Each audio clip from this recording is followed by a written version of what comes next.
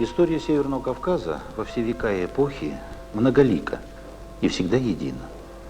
Привычные с юности определения авторов «гора народов», «гора языков», «скифская дорога» отражали реальную ситуацию.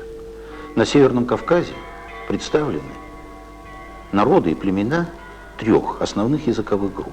Тюркоязычные, это кумыки, балкарцы, карачаевцы, нагайцы, конечно же, кавказоязычные, и ираноязычные, это осетины. Все эти народы долгое время жили плечом к плечу, а часто жили через полосы.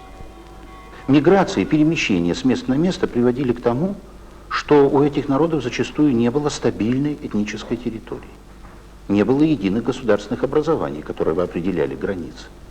Вот почему изучение истории народов Северного Кавказа всегда ставит большие проблемы. И сегодня эти проблемы волнуют не только науку. Они волнуют и наших современников.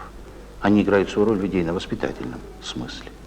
Но ведь если бы все было только в горцах, на Тереке есть терские и гребенские казаки, на Кубани кубанские казаки. Это феномен.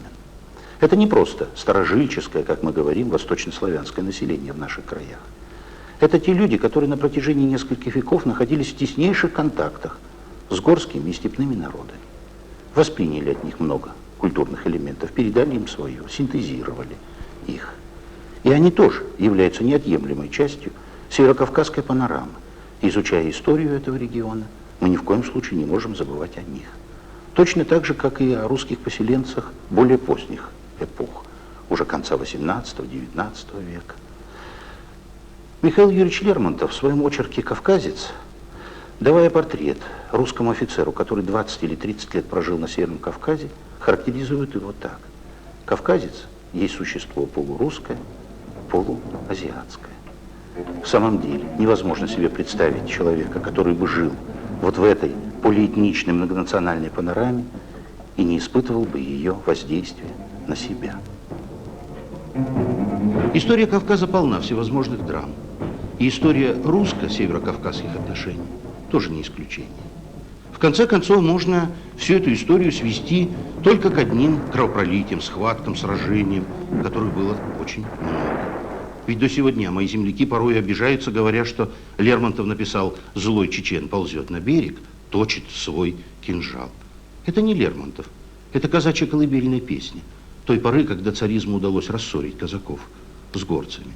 Но ведь у того же Лермонтова взять Измаил-бей, описание уже горских аулов, у колыбелей юных матерей пугают русским именем детей.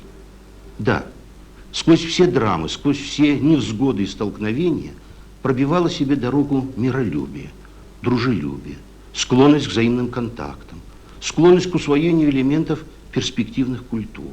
Вот именно это взаимообогащение питало развитие наших народов по пути исторического прогресса.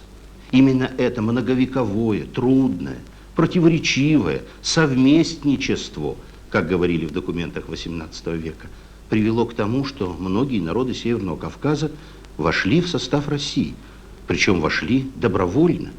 Были народы, которые были покорены, завоеваны, отошли к России в результате международных договоров. И вот только вся панорама во всей ее сложности, многозвучности, многогранности может дать нам понимание того, как же состоялось русско-кавказское историко-государственное единство. То единство, которое и питало развитие наших народов вплоть до победы в Великой Октябрьской социалистической революции.